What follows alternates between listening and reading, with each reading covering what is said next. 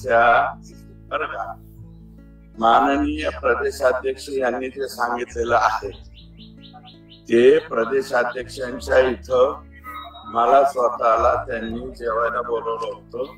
मी गेलतो. अचानकपणे त्यावेळेस धनंजय मुंडे साहेब तिथं आले आणि आमच्यात अर्धा तास चर्चा झाली.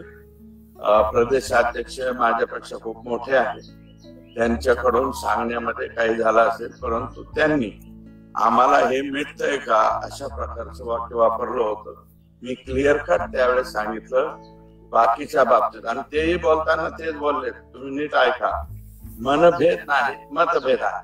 मतभेद आहेतच ना, आणि या प्रकरणाच्या बाबतीत मी माझी माघार घेणार नाही हे त्यांना मी त्या बैठकीमध्ये क्लिअर सांगितलं. जोगचे सरपंच संतोष देशमुख यांच्या हत्ये प्रकरणात मात्र भाजपचे आमदार सुरेश धस यांनी हे प्रकरण खूप उचलून धरलं. राज्यात तसंच केंद्रामध्ये हे प्रकरण खूप गाजलं.